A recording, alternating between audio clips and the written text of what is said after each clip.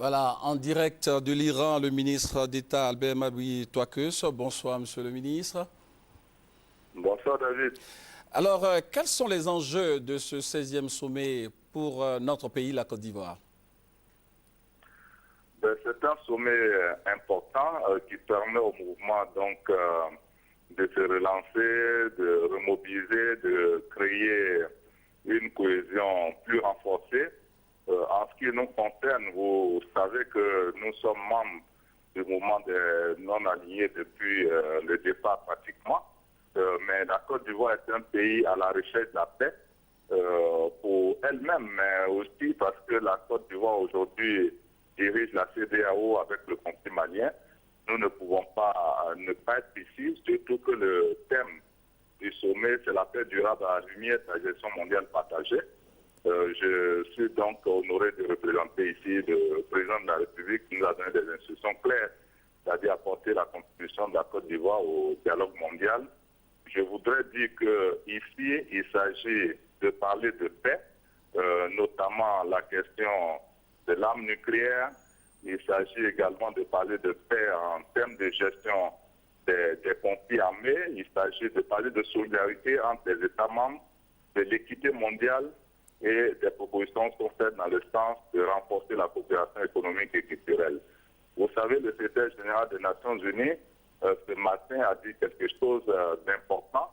Il a mentionné que partout, il constate que les conflits tendent à précéder le dialogue et il a proposé comme solution la prévention à travers le renforcement des institutions et il a invité les dirigeants du monde à écouter leur peuple. Nous, ça nous invite donc à revenir aux enseignements du président Houphouët-Boigny. Il nous disait que la guerre finissant par le dialogue, pourquoi ne pas commencer par le dialogue pour éviter la guerre? Donc nous venons ici pour apporter donc nos contributions en tant qu'acteurs de paix, en tant que peuple de dialogue, mais aussi inviter donc l'ensemble des États membres à renforcer la coopération sud-sud et à agir quotidiennement à travers les comportements par la paix, le dialogue et donc utiliser comme plan des forces. Alors, vous avez dit tout à l'heure que vous avez reçu des instructions du chef de l'État. Alors, quel a été le message de la Côte d'Ivoire à cette tribune? Alors, donc, ici, d'abord, il y a la question du conflit malien. Vous savez que le président de la République était au sommet de l'OCI il n'y a pas très longtemps. Et là aussi, il nous a demandé de faire en sorte que la place du conflit malien soit donc centrale au niveau du mouvement des non-alignés. La plupart des discours l'ont mentionné, le secrétaire général des Nations Unies y est revenu et je crois que la plupart des interventions insisteront là-dessus.